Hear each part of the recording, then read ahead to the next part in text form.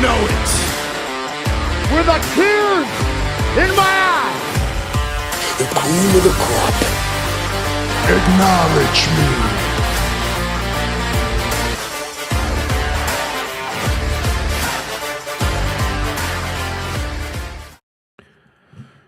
Well, all I can say is what a difference 24 hours makes. Here we are, WrestleMania 42, night 2 review. Ryan and Jesse back with you.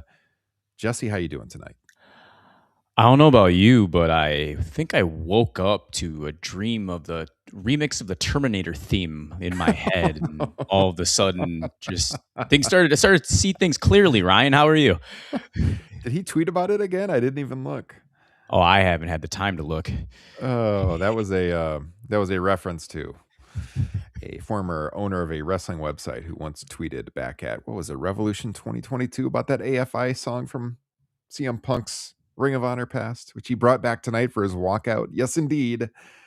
Punk and Roman Reigns, main event of WrestleMania 42. I'll just say this, we're going to dive into it. I'm in a much better mood than I was last night. I did think that going into tonight, the card was much stronger.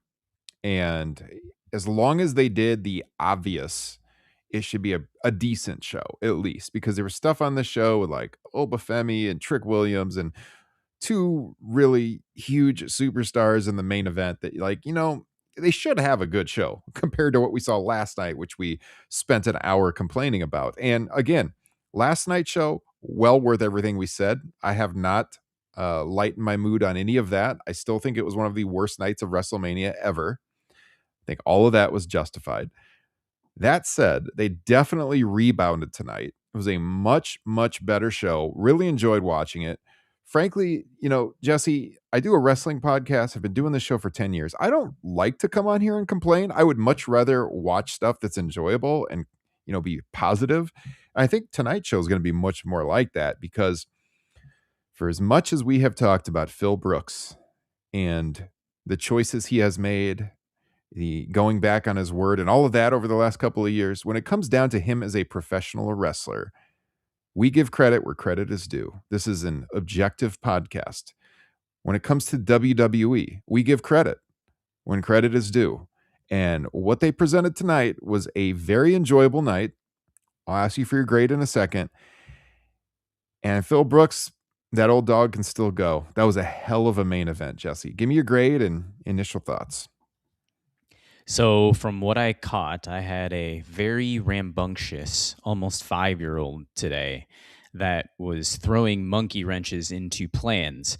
And I unfortunately was able to watch 50% of WrestleMania tonight. And from what I saw, I would give it, it's incomplete, obviously, but from what I've seen so far, I would go with a B+. We're in lockstep. That's my grade as well. Go ahead. Okay. Yeah. So that main event, it's their two largest names. You could throw Cody in this mix too, I suppose. And you could tell night and day difference just by the crowd responses. Not just, I think, from the entrances, but also what they delivered in the ring. It's been kind of roundabout with ticket sales being thrown into the mix. CM Punk talking even about Pat McAfee, which is on a different show, and Roman not being there for all of these episodes of Raw can throw a monkey wrench into things too. And then Roman is still a part-timer, which is the only negative, I think, coming from the conclusion of tonight's match. And that's what worries me for the future. Mm-hmm. But rating this on what I saw tonight in typical, this almost like Roman rewound the clock to 2021, 2022. And Phil did, I think, almost the same thing when he was working with the likes of a Max, working with Darby, working with Moxley back in AEW, even Drew McIntyre a couple years ago. So, yeah, big stages bring out the best in the big guns, and they delivered tonight and then some. And then the other two matches I watched, you were able to catch a glimpse of the future in what I've been saying for the last year, that it's time to elevate some names. And you did just that. You specifically the opening match set the tone for tonight from what I saw. So B+ thus far. Yeah, no, that's where I am too. And if you didn't hear our show last night, we were both at like D's for night one. And again, that's why I would point to, no matter, we get so much shit on social media if we criticize a wrestling company, and we're like, look, we're just being objective wrestling fans. And when the product's bad, we're going to call it out. And when it's good, we're going to call that out too. And this was a good show tonight. It wasn't like a world beater show, but I have no issues with any of the winners that they picked. Now, yeah, Roman being a part-timer, there's concerns there, but I could have gone 50-50 on the winner of the main event. Again, like I would say, this is why this is a podcast you should listen to, because we are not tribalistic. We can take a step back. We can compliment promotions when they deserve credit, and I think they deserve credit. And the crowd tonight was better too. I don't know if they changed the mic setup and they mic'd it better, but the crowd came across more alive tonight than they did last night as well. Definitely helped that it was a more even show. Certainly, I mean, there's still the issues with the ads and all of that. Of course, that's WWE these days. But in the ring, it's a very good show. Still some short matches, but some of these matches didn't need a lot of time tonight. So yeah, man, I'm at a B+. It looks like our listeners on the Twitter poll I put up are pretty much right with us. It's 40% A, 40% B, 5% C, 15% D or F. I mean, this just was not a D or F show. It was and look, I'm seeing some people on Twitter who I like their takes, who it feels like are doing the bit now where they're still trying to criticize it. And that's where I would put us over some of these people. Cause like, I just can't take any issue with that main event. We have dragged Phil Brooks, CM Punk over the coals on this show at times. But when he has good matches, like I called out last night, loved his match with Gunther at SummerSlam last year, and I gave it credit at the time. When he has good matches, we give him credit for it. And I thought this was an awesome match. I absolutely did not think that this match showed his flaws and his age in a way that I'm seeing some people talking about on Twitter. The dude went up to the top rope and jumped through a table. We were on the live stream on Bleacher Report when he went up there, and I was like, oh my God, I would not even try this if I was him, because of his physical limitations, because of his age, because of his injury history. He hit the move and then some. I mean, he landed like hip first on the table. He absolutely hit it. He went from the top turnbuckle through the announce table. I didn't think he could do it. He proved me wrong. So, I'm seeing some stuff on social media where like the people that always criticize WWE, like we do a lot, trying to nitpick it. I'm not going to be one of those people tonight. I liked the match. I thought that was an awesome main event. It was a 4+ star match to me. Had a very old school feel to it. It was a fight. These are two methodical pro wrestlers. They're not going to go out there and have a 100-mile-per-hour match, nor should they. I thought they played into their strengths well. It felt like a knockdown, drag-out fight, and I liked the finish. I liked Punk basically just losing all of his energy at the end, and he couldn't just go anymore, and then Roman crisscrossed the ring and hit a big spear at the end and finished him off. I have no issues with that main event. I enjoyed all of it. I liked Punk walking out to AFI in the back. They did this like video that showed his career in pictures, except for 2021 to 23 for some reason. But they showed his career in pictures. He's walking out to AFI. He gets out in front of the crowd, then Cult of Personality comes on. It had the big match feel. They had a singer out on the stage when Roman came out. Man. Yeah, I don't know. Give me your takes on the main event, Jesse. Yeah, I mean, that's what we liked about Roman in the initial stages of his 1,316-day run as WWE Universal Champion, was his ability to make everything feel big and very important. So, and tonight was definitely no different, in spite of the fact you're looking at about 10,000 less than what he was in front of last year. Both these guys made eventing night one. So now we can, I guess if you really want to put an asterisk next to it, we can actually say that Phil Brooks has main evented WrestleMania. Yeah, this one absolutely counts as, main event. It was the last match. It was clearly the biggest match of the weekend. No question about it. This was the marquee match. What they did with Cody and Orton, that was clearly second tier to this one. No question about it. Mm-hmm. Which is the strange thing too, is just the role reversals of the titles. Yeah. By the way, this being, as we criticize, the 4th world championship or 3rd world title, whatever we're calling it right now. And now all of a sudden it feels more important than the other on the other side when that thing's been established for over 60 years. Is it the person holding the title? Is that the reason right now? But yeah, from a professional wrestling perspective, this gave you everything you could ask for and then some from Yeah. two guys who have done this multiple times on different stages. Like Punk's been into 3 separate promotions and delivered 4-star matches his entire not pretty close to his entire career when it counts. Dance partners with the likes of Samoa Joe, and I mentioned the AEW guys, and back in WWE with Cena, Drew McIntyre, even Seth Rollins, he's had a couple of solid matches with too. Bryan Danielson, and now with Roman tonight, and this could potentially cement his legacy. I feel as well, in spite of the fact he took the loss and how he did it. But yeah, in those closing 5 to 6 minutes with him mustering up all the energy he could to get across from the top ropes and dropping that big elbow right onto the announce table left me like, okay, he's got it. All right. They get back in the ring. The last couple of minutes, both these guys just look like they've been through a war, and they most certainly have. That's all you can ask for, is just play this up and suspend our disbelief. So when Punk went for that GTS, Roman hit the spear, and actually, in reality, I think you'll talk about it now, Punk went for that GTS and didn't have the energy to do it. Just Yeah. dropped both his knees. Roman bounces off the ropes, hits the spear. Takes a couple seconds. Again, bounces off the ropes. 1, 2, hits the ropes again. Spear. Game over. Yeah. Crowd goes home happy. Yeah. I mean, it was an interesting crowd response because they were very 50-50, it felt. There was some Roman Reigns like singing chants at one point, like they do over in Europe, but they were singing the Roman Reigns name, his name, Roman Reigns, all that. And yeah, like he hits the GTS, Roman bounces off the ropes, falls on Punk's shoulders when he's down on his knees, like we've seen him do many times, and he goes to stand up and he can't do it. He collapses. Ran out of gas. I mean, there was also some really good uh like submission exchanges in this match too, with the Anaconda Vice, and him like Roman locking in the guillotine.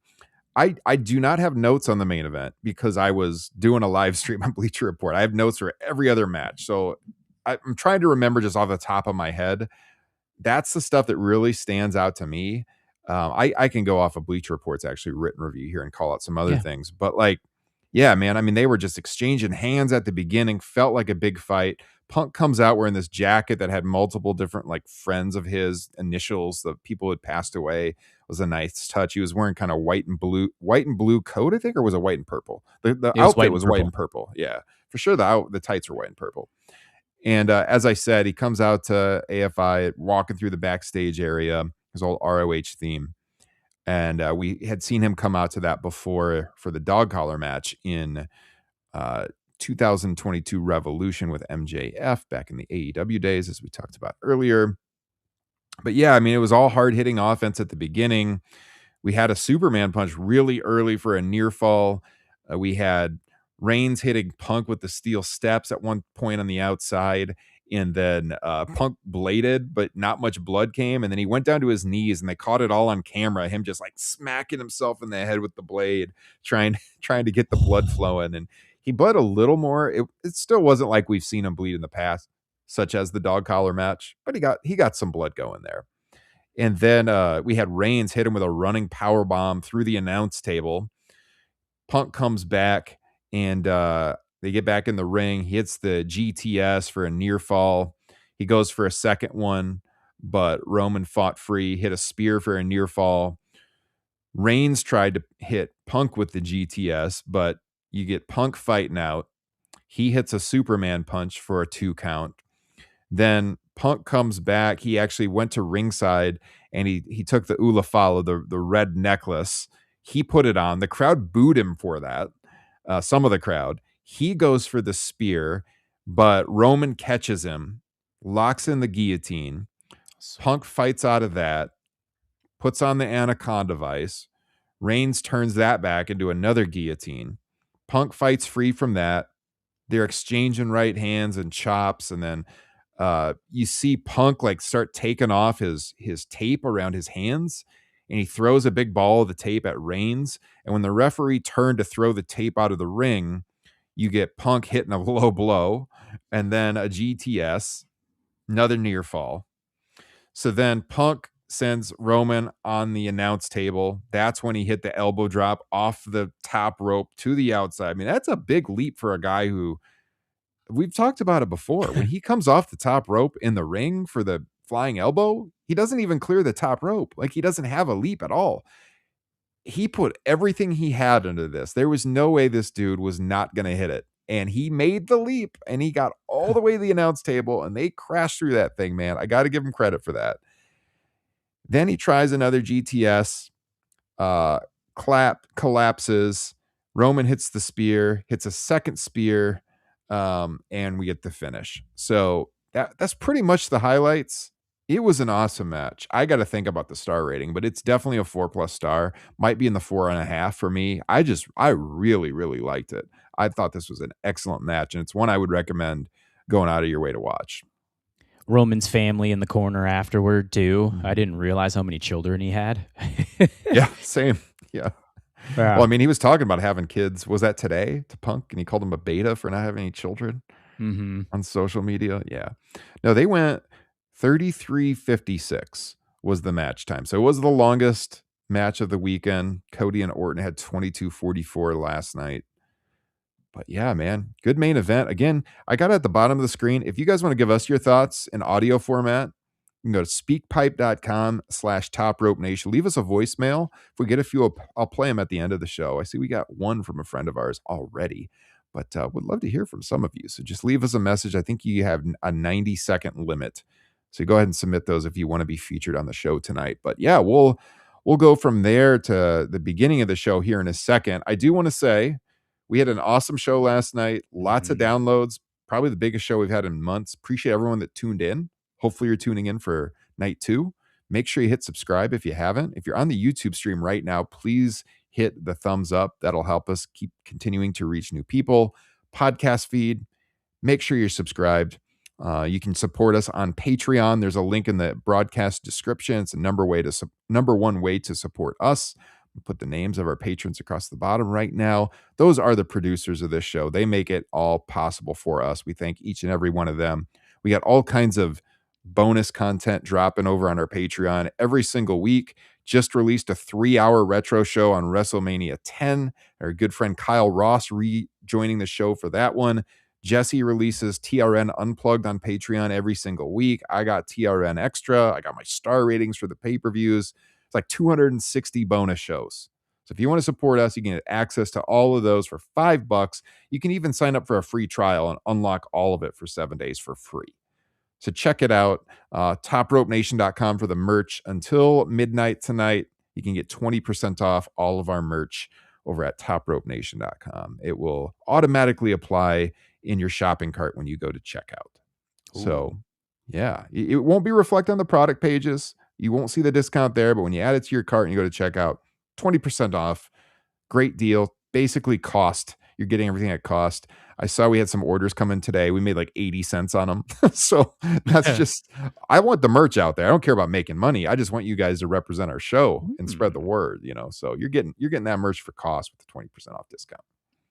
So interesting comment so far. Shout out to our patrons like we always give. I'll be probably dropping a show on Tuesday night because social media has been really, really fun this weekend. It's fun to poke the bear for one thing.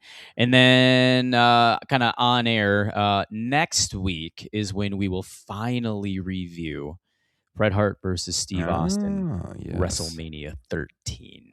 There we go. Yeah, Jesse's been doing a look back at some of the best matches in history on the show this week or this year. So that's been awesome. You can find all the ones he's done so far in the Patreon archives. And you want to support us during the stream, make sure your comment gets featured. Super chats are open. Of course, you send us a super chat, we'll feature in the show and talk about whatever you want us to talk about. But Jesse, let's go back to the beginning of the show now and talk about how night 2 opens. So John Cena comes out. He says that it's historic. It's the first time that they've been on ESPN for WrestleMania. Last night they were on ESPN 2. So he's the first time we've been on ESPN, and the crowd boos. They booed the reference of ESPN. And they open with a bang, though, because you get Oba Femi taking on Brock Lesnar with Paul Heyman out there. And, this one did not overstay its welcome. They did exactly what they should have done. Short match, 4 minutes and 42 seconds. They're posturing early, lockups that go nowhere, just testing each other's strength. You see Brock pick Oba up, and he throws him into the corner, and Femi no-sells it, comes back as Brock just looks shocked.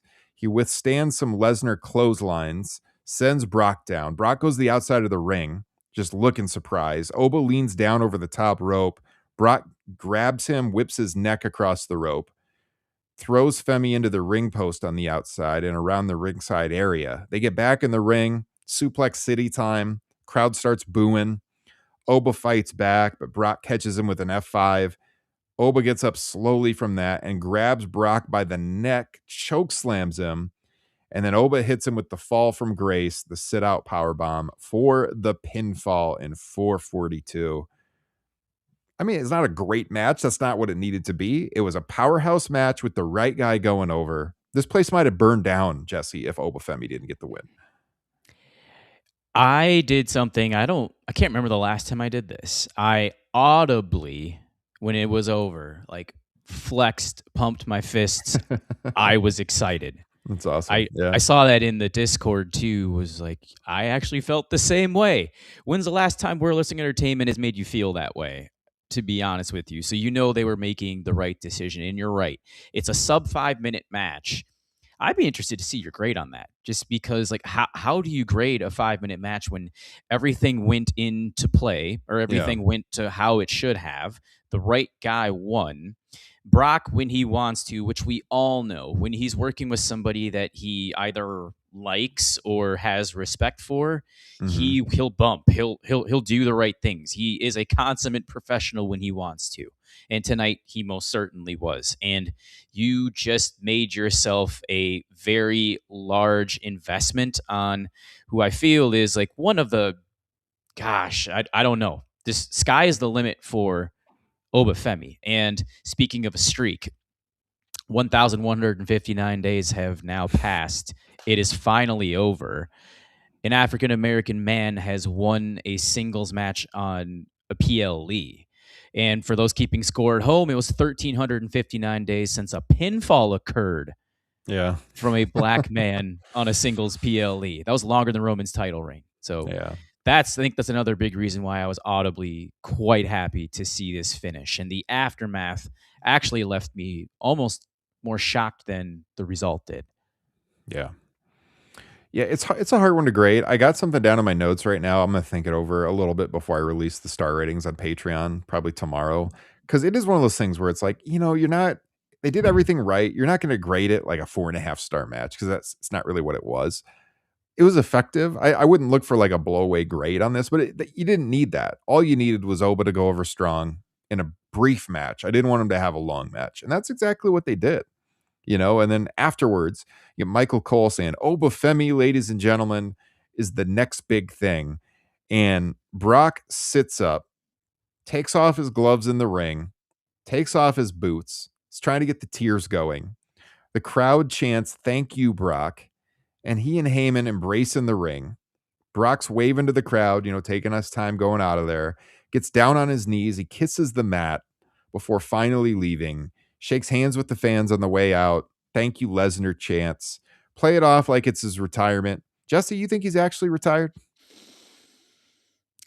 No, and the only reason I don't is because there's a massive event coming here in 4 months where I think that could happen, and Gunther might be able to favor from Paul Heyman. So that could be easy to dial up. But yeah, I just sat there very blank and didn't know what to feel because of, I said this on Unplugged when I covered his match with Eddie Guerrero. I'm pretty knowledgeable of Brock Lesnar and over the course of from his college days to now. And just seeing the last couple of years and how they've transpired, my respect for him has unfortunately gone down about 10 notches. So I just sat there. I was just like, how am I supposed to feel right now? I don't have a feeling about a guy that, again, I once had a tremendous amount of respect for. And who doesn't have amount of respect for a guy who can get a part-time schedule, get paid, take a jet, go home, and not have to worry about catching a. Yeah, it's almost like he makes the most money and he does it in the easiest, most possible way. Like we all wish, in a sense, from a financial perspective, we could do it the way Brock Lesnar does it. Oh, If we're being absolutely. honest.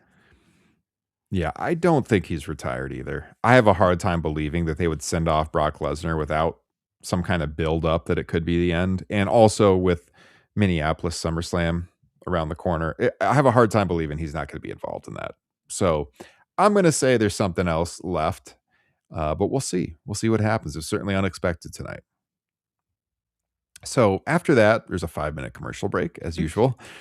And they go right to the IC ladder match with Penta defending against JD, McDonough, Rusev, Rey Mysterio, Dragon Lee, and Javon Evans. And guys, I'm burned out of ladder matches. We talked about this on the classic show we did for Patreon when we reviewed Razor and Shawn, the original from WrestleMania 10, and how that one has stood the test of time for us, and how ladder matches are kind of played out these days. Going in, you expect they're going to do some creative spots. They absolutely did. It was a fun match.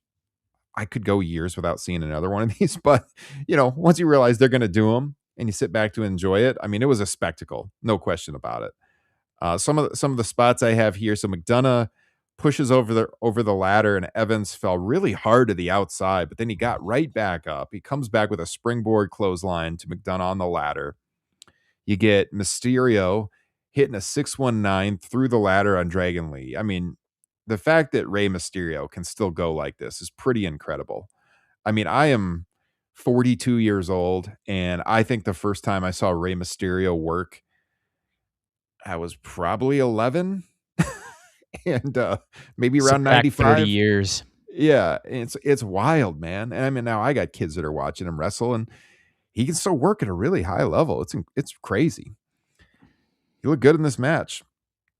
Dragon Lee hit a top rope drop kick on Mysterio, who was hanging upside down on the ladder. Rusev, obviously, he's the muscle in this match. He's tossing people around. Penta and Rey hit some kicks on Rusev, and then they went after each other. You get Rey running at Penta, who then tossed him over his head on top of Rusev on the outside, and they both go crashing through the ladder. I mean, I'm saying that's a crazy move for him to take at his age. I mean, how old is Rey Mysterio at this point in time? 50 or 51. And here's the weird thing. 51, I'm gonna have to ask this question. What was he really injured? Because he was supposed to be wrestling somebody else, wasn't he? I don't know. That's a good question. Especially when he's doing this. Yeah, I mean, that was a sick move. I really like that. Just tossed him over his head onto the outside through the ladder. Him and Rusev. Let's see. Then we get Dragon Lee and Rey on top of the ladder, and Rey kicks him off, and he goes for a head scissors, but he's caught. And then Dragon Lee gives Rey the Styles Clash. JD gave Dragon Lee a Spanish Fly off the ladder. Penta gave JD a Canadian Mexican Destroyer off the ladder on top of another ladder. Javon Evans, he's climbing up for the ladder, and he hangs from the belt hook as Rusev moves the ladder. And I don't know if he was supposed to stay up there a little longer, but he fell off right down to the mat. And then Rusev tosses him to the outside. So then Rusev's climbing up the ladder. Javon comes off the top rope with a cutter. This was the one kind of sloppy move of the match because he didn't quite get to Rusev, and you can clearly see Rusev just kind of like jump off the ladder at him to do the cutter for some reason. But he drops him off the ladder. And Penta gives Evans a destroyer, and Penta ends up climbing up, grabbing the title, retaining in 1640. Good match, fun match. I don't really have a problem with Penta retaining. I mean, the other direction obviously would have been Javon Evans winning. I'm sure they'll go that direction before too long, but yeah, Penta's super over right now. So what can you say? Yeah, with everybody else in the ring, and I think it shows a lot that Dragon Lee, Rusev, and JD McDonough were already in the ring. Yeah. When when they were announcing the competitors. So it basically told you it was pretty much down to 3. I think you can whittle it by elimination there. Rey's again, 50, 51. I don't expect him to be getting a charity IC title anytime soon. Javon is not quite ready yet. And I mean, he's the true future of the company too. So Penta just got this title about a month and a half, 2 months ago after unsuccessfully knocking it down. I think he lost 4 or 5 matches. Finally got it. So yeah, right winner. And yeah, what else can you expect? Car crashes are always fun, but you're right. If I don't see a ladder match for another year or two, I'd be quite happy. Yeah, it's not the kind of thing I'd go back and watch again. In the moment, it's fun and fine, but it's not one you're never going to remember. This one in a year or two, you're not going to remember anything from it. You know, it's just one of those things where they do it all the time and it kind of loses its impact. It's fun in the moment, though. I followed that with the U.S. title match with Sami Zayn going up against Trick Williams, and this was another one of those like no-brainer finishes, just like Opa Femi. Like obviously they're going to put over Trick Williams here, as they did. Little Yachty comes out to introduce Trick. They make their way down to the ring. Sammy and Trick are exchanging offense. Trick goes for the high knee, and Zayn catches him, and he hits the sit-out powerbomb to go on offense, and then you get Zayn taking out Little Yachty on the outside from behind, like he ran around the ring and took him out. Sammy then dodges the Trick shot and hits an exploder suplex into the corner. Zayn goes for the haluva kick, but Trick hits the Trick shot out of nowhere for the W. 8 minutes and 50 seconds. Wow. Yeah. Decent match. Right winner. Again, no real issue with it. Not a great match, but a pretty good match, you know. I guess being selfish, I would have liked this to go a couple more minutes. Right, Yeah. right winner though. Sammy again is also a consummate professional here, and interesting for Little Yachty to be taking those bumps, like the one where Sammy just grabbed him and he threw him against the not the guardrail, but just right in front of the front row. Yeah. I thought that's not something a celebrity normally takes in his $2,000 suit or whatever. He was wearing some fur or something like that. It was just a kind of outlandish outfit nonetheless. But yeah, Trick. I mean, I'm hoping over the course of time that he doesn't turn fully into an entrance merchant, because ever since the year started, people love his entrance and ignore the fact and might not know the history with him so far and just how much he's improved ever since he stepped into NXT, because he was almost a valet for Carmelo Hayes to start out, and then he has over the last handful of years gotten much better in the ring and can talk a little bit too. So kudos to him and congratulations for his first United States Championship. This will probably be one of many, and he will probably be feuding for the world title at some point in time as well. 100%. Yeah. Speaking of celebrities, I mean, they showed people in the crowd. George Kittle stole the show again. He's chugging beers on camera. I mean, everybody knows George Kittle is a diehard wrestling fan. He wears the vintage wrestling shirts at almost every press conference after games and stuff. I want to just throw this out there again. If anybody listening to this podcast has a connection to George Kittle, I would love to get that dude on this show. He is an Iowa kid, just like me. I've said this on the show before. He went to the same high school as me for 1 year, not at the same time, but the same high school I went to. I want to get George Kittle on this show. It would be a blast. So if by chance anyone has a connection to that man, reach out to us because that would be awesome.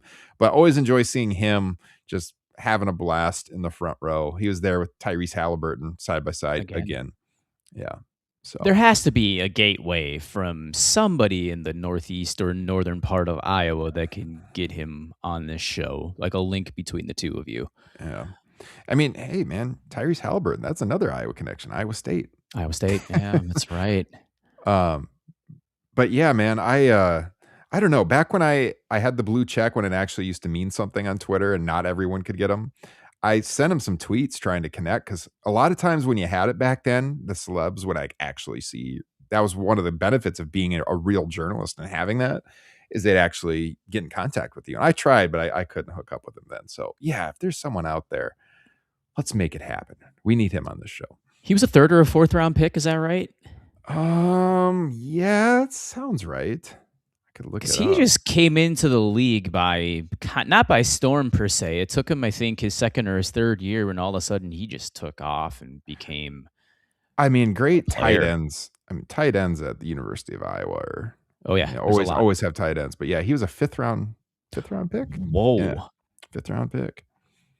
Yeah. Gosh, such a great personality for it too. So when basically a virtual unknown drafted in the 5th round and becomes one of probably the top 4 tight ends in the NFL, and just how larger than life his personality is, then you find out he's a wrestling fan. Yeah, it should be really easy from the get go. Like right before he starts to explode, it's go, let's get this guy on. Well, before he burgeons on to become a multiple time Pro Bowler. Yeah, no kidding. All right. So we follow that with Dominic Mysterio taking on Finn Balor the Demon in a street fight. And, you know, obviously this is one that's built up for a long time, going back to Judgment Day. They break out the demon gimmick. The thing is, the only problem with this is it was still daylight in Las Vegas, and they got like the partially translucent roof on Allegiant Stadium. So it was very, they turn out the lights, but there's a lot of light coming in still. You know, it was almost like when they had WrestleMania, was it 31 out in the Bay Area, and like, yeah, you know, Taker comes out and Bray, and it's daylight. It just doesn't work quite as well as if it would have been pitch dark. But he does the whole demon gimmick, and you know, the big entrance and all of that. And Finn's on offense first. He gets out a kendo stick. Dom comes back, hits Balor with the stick, then takes out some chairs. He's tossing them into the ring. Balor comes back, misses a coup de grace, then got hit with a chair for a 2 count. Dominic's setting up a table in the ring, leaned up against the corner. Finn turns the tide, hits a sling blade. Finn ends up running into a super kick. He gets tossed through the table in the corner that was just set up. Dominic hits a 619 with a chair. He hits a frog splash. Finn kicks out. Dom hits him in the back with the chair over and over again. He sets up a table. Takes him a while to do that. Couldn't get the table quite set up, and the crowd starts booing him. Balor pops up, hits a clothesline, then some chair shots of his own to the back of Dom. Finn sets the chair around Dom's neck and sets him in the corner. Hits a running drop kick, sending Dom into the corner. The chair like flies off his head. And then Finn puts Dom on the table in the ring that was just set up by Dom a minute ago, and he hits the coup de grace through the table. 3 count. They went 12:58. Balor goes over. Interesting choice, considering it's the first match and you're likely going to see a couple more. And when Dom's quite a bit younger than Finn, and I don't think you can resurrect the demon character per se after the whole Roman Reigns fiasco, the top rope getting cut off, and then losing to Edge at WrestleMania. It's like, I mean, the mystique's gone. Mm-hmm. He's lost a lot of matches. I've gone over that countless times. So, right winner, probably because it's not going to hurt Dom in the process. And who knows what we're going to do with this feud? But the match, what it was. It was a good professional wrestling match. Yeah, Dom's not going to be hurt. Frankly, he's just higher on the food chain these days than Finn Balor is. Balor's a guy who we've talked about this on the show so many times, would benefit from a new environment, I think. You know, we talk about this in both directions, movement being good in professional wrestling. And Jade, who we're about to talk about, we always said would probably do better in WWE than AEW, just having more opportunities to train because she was so green in the ring. And, you know, when Hobbs moved over, it makes sense he'd want to try WWE. At the same time, then you got people like Balor, Sami Zayn even, who they've been here forever. Kevin Owens would be another guy that I think could really benefit creatively from a new environment with new opponents. You know, Finn, it was just such a bigger deal 10 years ago, and he's just another guy now. I mean, the entrance was cool, but not like when he did it a decade ago. So, I mean, he's been there a long time, 12 years, something like that. I think it wasn't around 2014 when he signed with NXT. Yeah, he was the first of the Bullet Club leaders to defect. Yeah, and I always liked him in New Japan with the Bullet Club. Before that, was a big Prince Devitt fan. God, it seems like ages ago. I would love to see him reinvigorate his career and do something fresh and have some new opponents, because there's just nothing left for him to do there. The shoulder injury after he won the Universal title really put a damper, especially in the eyes of Vince McMahon, and unfortunately has not recovered. I mean, he's recovered enough to obviously sustain a decade-long career in the WWE, but you would expect much more for a guy of his stature. And he could pull a Tommaso Ciampa and probably leave and become a player, like probably a high-end mid-carder, and people will begin to care again about him. Yeah. I think he signed a extension not too long ago, so I don't think it's going to be happening anytime soon, unfortunately. But I think he could have benefited from doing something new. But, I'm sure he would have got a nice payday. But here we are. It's going to be real hard for me to get super excited about where he's going again. But the match itself was a fun match, right result. As you said, I think he needed the win more than Dom here. So And what's with these sub 6 foot guys from Europe who are like 5% body fat or lower? We got Pac on one side and Finn Balor on the other. I would love to kind of reach out and make a phone call to the nutritionist of Finn Balor, or if he does this on his own. Yeah. Yeah, he's in crazy shape. Crazy shape. All right, I just mentioned her, Jade Cargill, defending the women's championship against Rhea Ripley. Easily the biggest match of her career on this kind of a stage. Right before the match, by the way, I just got to reference this, Jesse. They had this guy sitting at the ringside table. They said, this is Adam Weitzman, and he is some kind of VIP winner or some shit like that. I looked him up instantly. He's got a Wikipedia page. He's a billionaire. He's like a billionaire scrap steel guy or something like that. He didn't even say a word the whole time he was sitting there. I thought at first it was some guy that won a contest with their new club WWE or something, and this is going to be some new benefit of giving a bunch of money to him, which I'm sure he did. He didn't even get involved in the broadcast. They just show this billionaire guy sitting at the table, whatever, but he's there. Good for him being undisclosed and doing that. Yeah, I guess he could have really taken over if he wanted to by paying to be on the show, but he didn't say anything. He just kind of smiled. So anyways, they do their big entrances. Big, again, big WrestleMania entrances. Both of them had. Jade's on offense early. Rhea takes advantage, and then Jade escaped the ring. She comes back. She hits a power slam. She starts throwing Rhea around ringside. Blue Thunder Bomb in the ring, gets a 2 count. Rhea's laughing at her, says, bring it on. Ripley swings and misses as Jade locks in a crossface. Rhea's able to fight to her feet. She gets some elbows to try to break it, but hits, hold on, I lost my notes. Rhea fights to her feet, gets some elbows, but hits a kick. She takes down Jade. They're rolling around on the mat, punching each other. Ripley hits a running kick off the ropes. She slams Jade on her face. Ripley comes back. It's a big spine buster. Jade's, at this point in the match, was the one kind of negative. Jade still comes across as someone kind of green to the industry, although this was definitely her best match, as we'll talk about here in a second. At this point in the match, she was talking on camera pretty bad. It came across on the cameras.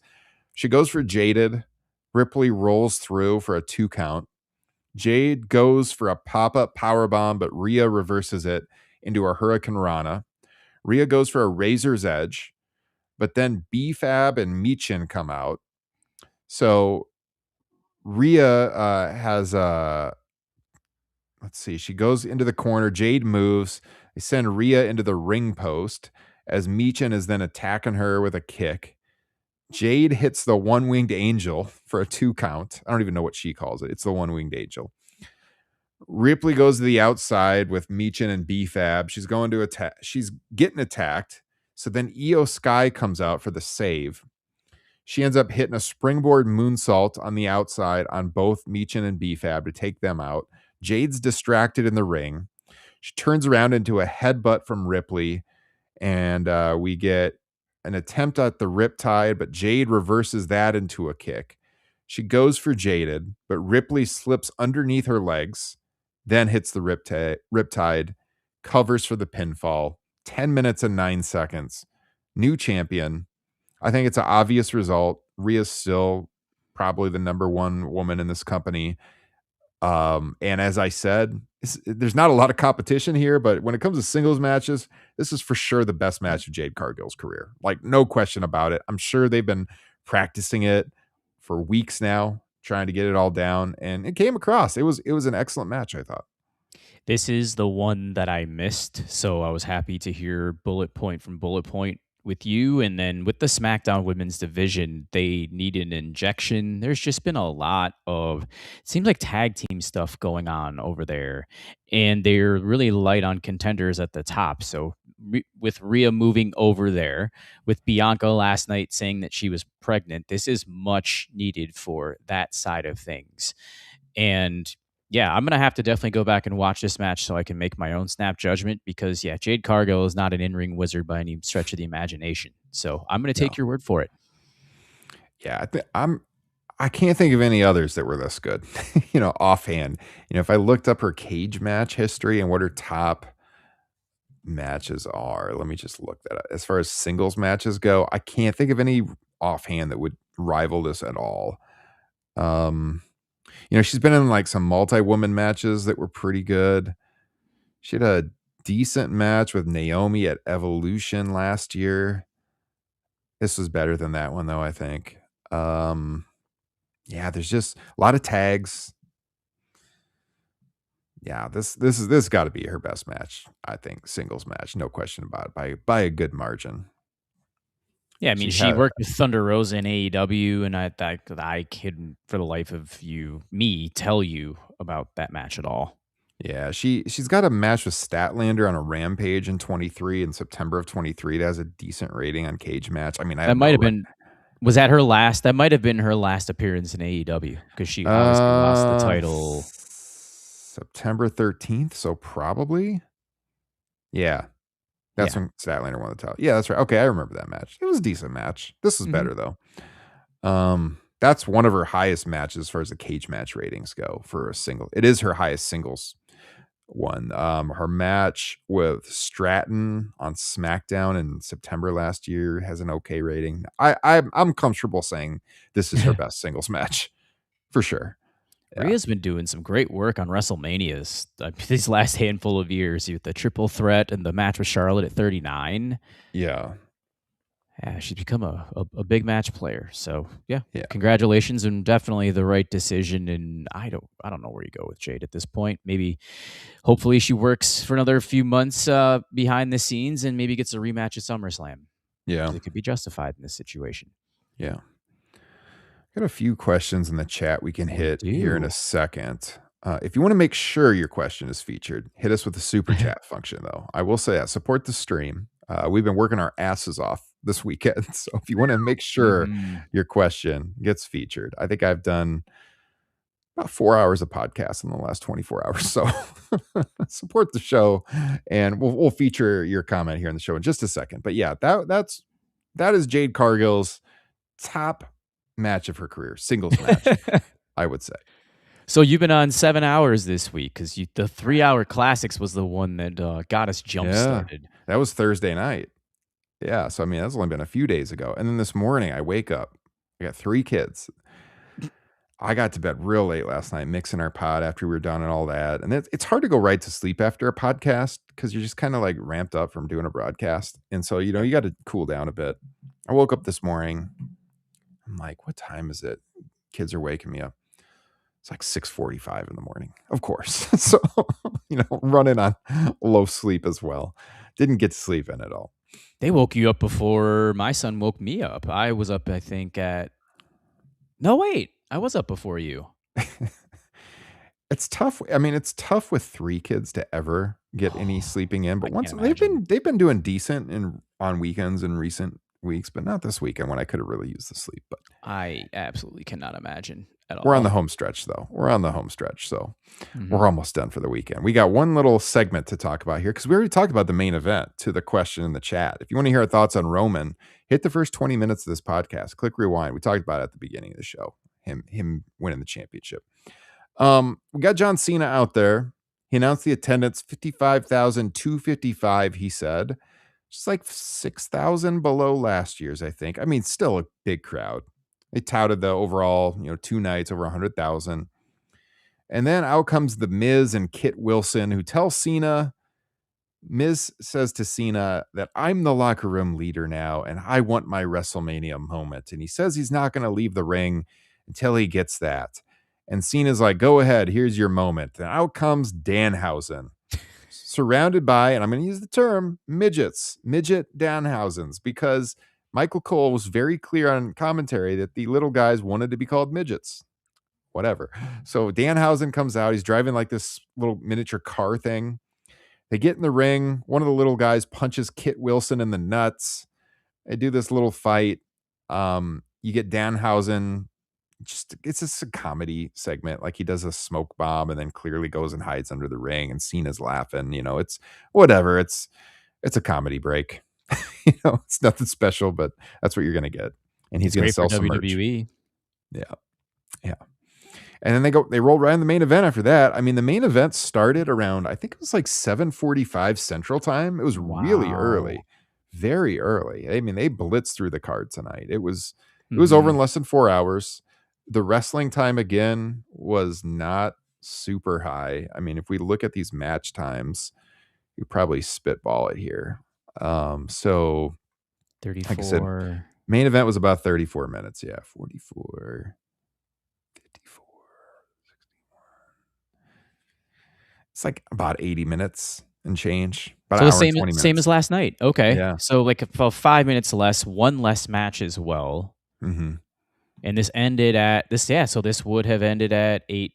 What time? 8:30. Earlier. I think it was around 8:45. Maybe they went off the air. Maybe a little bit before that, something like that. Okay. I mean, I texted you pretty much right when it ended. Okay. Although Jeremy and I did a little post show. So, yeah, that was the opposite of last night. It was probably like 8:35, something like that. Yeah, because I had time to like go through a couple of matches that I missed last night and actually get up to speed with everything. Where tonight it was like, are you ready? I'm like, oh, this is not good. Yeah. Not good at all. Yeah, little man was having a struggle, so I just bit the big one for a little bit myself. Hey, so I had the voicemail line open. We only got one, but it's from a good friend of ours, Mr. Frank Pettiani. Aha. So I'm going to play that. Well, I haven't screened this at all. So we will. I'm producing the show too, so it's kind of hard to do that. But this is our good friend Frank Pettiani. He's covered wrestling for a long time. Pro Wrestling Torch. He's been on our broadcast many times. Here are his thoughts on this show. Hey guys, what's going on? It's Frank Pettiani. I thought overall night 2 was a much better show than night 1. I mean, by leaps and bounds. Now they had a pretty low bar to clear because night 1 was terrible, as we all know. But still, I thought overall the show was much better, much more watchable. I mean, I'd probably go back and rewatch the main event. And even the squash, the Oba Femi squash over Brock Lesnar. I thought that was pretty well done. The point I want to make, though, is it's no accident that Oba beats Brock and Roman Reigns wins the world title on the same night. I don't think that's an accident. I think that, they are planned for something down the line, if not next year's WrestleMania. God help us, it's in Saudi Arabia, but that's another conversation. I think that's, no accident. I think that's something we should pay attention to. I mean, it was,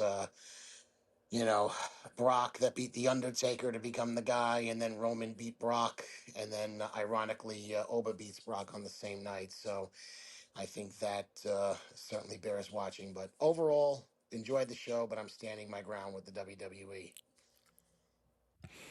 Yeah, I mean, that's a huge money match they got in the future, to Frank's point. No question about it. And it shouldn't be that hard to get there. And when they get there, it should be a massive, massive match. And, they got Jacob Fatu, another guy that they could get the steam behind and heat him up again. Guy I think they've made some errors with, but I still see a lot of potential in him. Big time. Not just him. McBrawn Breaker's another example. I think it's going to take a little bit longer for him now, and that's okay because of the guys that we've mentioned as well. And apparently, I think one of the chats even says it, that Roman and Oba have spoke about one another post-show. Oh, yeah. There you go. Yeah, man. I mean, to the point about Roman and Punk too, I would just say, like Frank said, he would watch it again. I probably will watch it again with my kids. Tell them it's worth watching and check it out again. And it's one I could see myself revisiting in the years ahead because you're talking about two guys that are going to be all time legends. I mean, Punk already is. Roman's going to be one of those guys that's remembered in the industry. And it's a match that you never thought you would get. You know, if you go back like 6 years or more, you never in a million years would have thought you would got CM Punk and Roman Reigns in the main event of WrestleMania. It just was not even on the radar. So it's one of those things where we actually got it and they delivered. It was a fun match. So it's something I would absolutely rewatch, no question about it. Really enjoyed it. So I will give them a credit on that tonight. WWE television, like we had the question in the chat about our thoughts on Cody. I mean, listen to the first half of the show yesterday we did. I have not really any interest in that title picture right now. I still have no idea what they were going for on night one in that main event. Thought it was a total cluster. That was not a good show, but this one was. And so they ended the weekend on a positive note. I know our friend Ryan Huffman was out at WrestleMania and he only went to one night. And I texted him, he chose the right night to go to. Because if I only went to one night and I went to last night, I would have been really angry personally. So him going to night two, he made the right decision, no question. Whew. Goodness. So, well, I mean, we're all gonna recoup our losses at some point in time and what we spend our money on. So, yeah, shout out to Huffman for making that economic decision in getting the much better night. Yeah, I don't know what he spent on tickets, but Ooh. yeah, I know. I don't know if I'll ever get to another WrestleMania. I mean, I had fun when they were in New Orleans, and Justin and I were down there with Kyle. It was a blast. If it was in New Orleans this year, I may have gone just because it was New Orleans. I don't know if I would have gone to the show. I would have hit up the indie shows for sure, though. I'd like to go again. I'm obviously not going next year, so we'll, we'll see what the future holds. Oh, if somebody we know goes to that, ooh, I don't. We're gonna have to have some conversations about that. Yeah, I don't think I know anybody who's going to go to that one. No Mm-mm. way. No way. No. Here's the big question, Ryan. We'll be quick on Yeah. this one. Indies and maybe even the promotion across Jacksonville. Should they run something opposite WrestleMania next year? Oh yeah. I think New Orleans next year is a no-brainer for them. I think if I was them, I would have ran it this year because of how they pulled WrestleMania away from that city. But next year with WWE off in Saudi Arabia, if I'm them, I'm running New Orleans for sure. New Orleans is such a destination city, and everybody who's ever gone to WrestleMania down there raves about the experience. It's just a super fun location to travel to. I'll be there in a heartbeat. If they have Dynasty down there next year around the time of WrestleMania, I think it's a no-brainer. I think TK he should already be planning it right now. And I've seen other people mentioning this on social media too. I think it's a no-brainer. Yeah, I guess. Yeah, what are they gonna do? Because WrestleCon always runs alongside Yep. WrestleMania. I mean, you had a couple of huge GCW shows this weekend with the Sandman's retirement match and Brody Lee's son being in the main event of one of the matches as well. And apparently he did a pretty solid job. Mm-hmm. Yeah. Yeah, I saw some of the clips out there. People were very complimentary on Brody Jr. So props to him as well. But yeah, we'll see. I think it's something that they're probably heavily considering.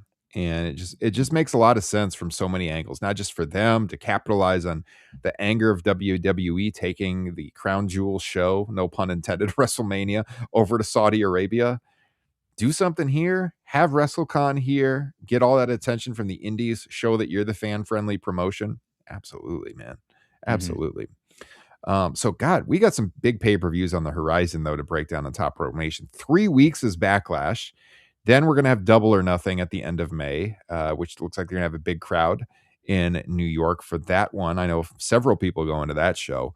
So we got some fun stuff on the horizon. We got summertime coming. We got Top Rope Nation classics all the time. We got TRN Unplugged on the Patreon side from you and the big match projects you're doing over there. Support us on Patreon, you guys. It's the number one way to keep the show going. It's been a fun weekend, successful weekend for the podcast. We've got out to a lot of new viewers. So again, thanks to all of you for your support and for discovering our show and subscribing while you're here. We appreciate all of you. Jesse, go ahead. I want to answer one more question, then we can Yes. just go. Eric Napier wanted to ask our thoughts on if we were to throw everything in a vacuum, nights 1 and 2 combined, aggregate grade. I think that's a really good question.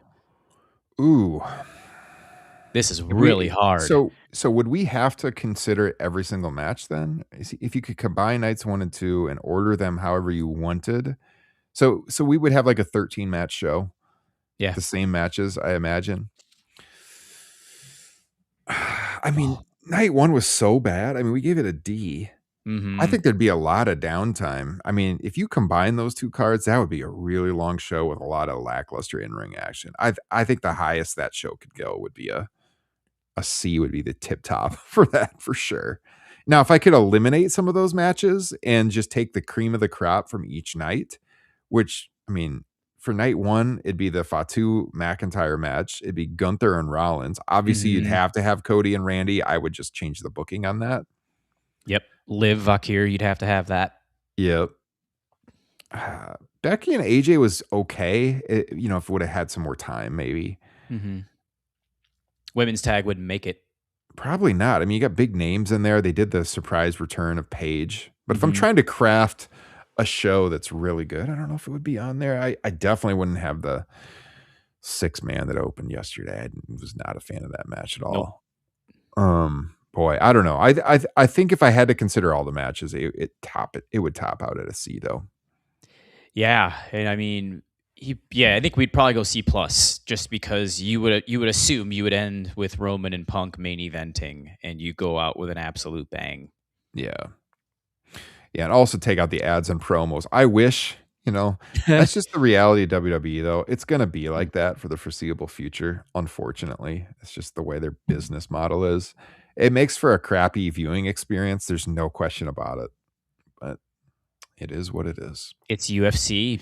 It's basically what it is. It's that TKO model where you get the match, then you get 15 minutes of whatever else, and you get thrown another one. Jeremy and I were talking about that on the BR stream. They had these great camera shots from the top of the ring, like looking straight down at them, and like Roman and Punk would be laid out, and you see it from above. And the only thing that ruined those great shots was all the freaking ads all over the ring mat, the canvas. And I said to him, if they would have been doing this years ago, but they had ads for stuff that are cool, nostalgic products. Like imagine you're watching a show from like 1995 and you're watching it back and they had the ads too, but it was like Surge on the mat or something. It'd be like, oh, cool. Remember how cool Surge was in that era in the mid 90s? That would work. But they're getting advertised by like the General Insurance and Riyadh and all that. It's like, you watch this stuff in like 15, 20 years. No one's going to be like, oh yeah, remember the General? Hell yeah, man. I'm nostalgic for 2026. So there's products that you could have on the ring apron that would have that long-term nostalgic feel. None of this stuff will, unfortunately. And it ruins the visual of some of those cool shots like that, like I said, unfortunately. Completely forgot to make that point last night about Gunther in the opening minutes of the match getting thrown into the general barricade. Yeah, the general barricade. Mm-hmm. What did they have on it was like some bank or something on the turnbuckles? I can't even remember. I do. It was credit 1. Yeah. I mean, Jesus. It's lame. Bizarre. Yeah. Would you have really gone tonight for a karate fighter shot in the middle there with Roman and Punk lying down? Super Soakers, Milton Bradley's karate fighters, like all that stuff they used to advertise on the commercials. Yeah. No, that stuff, those ads are not going to age well when we see this footage years down the line, unfortunately. People are like, what is that? All right, Jesse. It's been fun. It's been a long weekend, so we're going to wrap. I'm going to get this up on our podcast feeds ASAP. So thank you for your time, sir. Hey, it was a blast. You and I made WWE entertaining for a weekend. We did. See how it goes from here. Justin, thoughts out to you, buddy. Justin skipped, not a WWE fan, but I don't know. Maybe we'll be able to coerce him into watching Punk and Roman at least. We'll see. All right, guys. Well, for Jesse Velasquez, I'm Ryan Drosty. Appreciate you guys tuning in. We will see you all again by the end of the week. Take care, everyone. Peace.